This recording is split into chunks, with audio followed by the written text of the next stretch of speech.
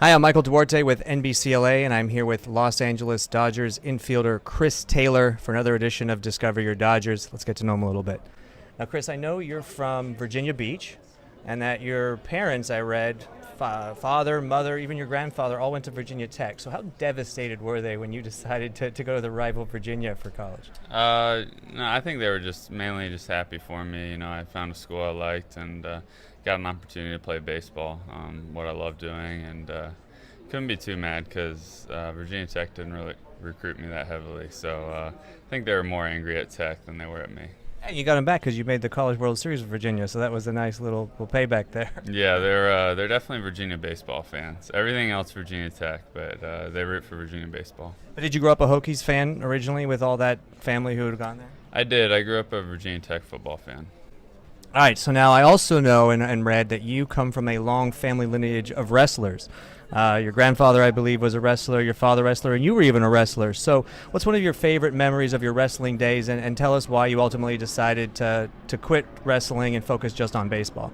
Probably just being in the wrestling room when I was younger with my dad, my granddad, and even my cousin wrestled as well, and working out with him. Some of my best memories with my granddad were in the wrestling room, but ultimately I knew baseball was the sport I love, so that's what I decided to play. Now, did you wrestle against your granddad at all, or is he just kind of teaching you some moves? Yeah, I mean, he whooped me. He worked me, but yeah, we definitely wrestled around a little bit. Nice. Now, as I was trying to research your wrestling history or background, I found a couple of fun facts you may or may not know. So the largest, heaviest Olympian wrestler in history is also named Chris Taylor. I didn't know if you knew that. I did know that. Yeah. Okay. And then I also read that a famous alumni from your high school, Mark Ruffalo, the Hulk from the Avengers, for people who don't know, was a state champion in high school wrestling as well, and he went to your high school. Did you know that? I knew he went to my high school. I found that out in spring training, but two of our young prospects, Willie Calhoun and Alex Verdugo, they had to do this project where they found out where everybody on the team went to high school and the most famous person from that high school. So that's how I found out Mark Ruffalo went there, but I did not know he wrestled. What is in the water out there in Virginia that breeds like so many wrestlers and long lines of wrestling out there? I know you hear like Iowa and some of the Midwest states, but it looks like there's a lot of really good wrestlers that come from that Virginia area. Yeah, I think it's an up-and-coming area, but definitely I think wrestling's a little more dominant in like the Northeast area.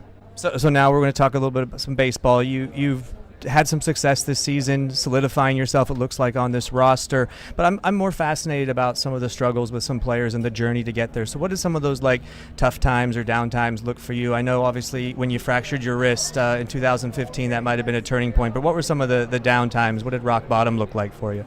It was frustrating every time I would get sent down. I think that's probably the most frustrating part is, it's kind of a roller coaster, getting called up and getting sent down. Sometimes it happens in just a couple of days. Rock bottom for me was probably last year with the Mariners. I got called up and was up for one game, had a bad game, and got immediately sent down. That was pretty tough. Especially I was having such a good year in AAA, and then to only get one game, like one chance at it, that was tough. But then I got traded here, so it turned out for the best. Now, that team in particular has the longest drought of making the playoffs right now, currently in MLB. I think it's like 16 years or something. They're getting closer, obviously, and you got to kind of experience that when you were there. But fans want to know, when you got the call and you were coming to the three-time NOS champion Los Angeles Dodgers, a team that had come a couple times, 2 games shy of the World Series, including last year. What was that feeling like when you knew you were coming from a team who's like right on the cusp? I was excited, just to have an opportunity to play in Dodger blue, and I knew the proud tradition they had here. And then, obviously, a fresh start for me was good too.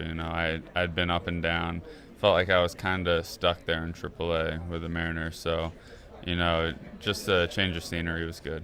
Now, Dave Roberts last year had said that you struggled with velocity. That was one of the things he had seen about you last year with this team. We talked about that before. I know that kind of made you susceptible to the off-speed pitches if you were cheating a little bit on the fastball. Now this year, it doesn't seem to be as much of a problem. In fact, Dave just the other night said he was fascinated at how quickly you were able to turn it around that particular problem with velocity and speed. So how did you specifically work on that mechanically, or what was it now you've been so successful with the fastball this season? I made quite a few swing changes this offseason, and just created a little rhythm with my hands, cleaned up a few things, and I think that's the biggest thing that's helped me. My swing feels a little more effortless now, and it's less. I have a little more momentum to the baseball with a bat. Anything regarding your stance, back or forward at all, in the box at all, that you worked on? Or A little more narrow, and I added a leg kick with the lower half.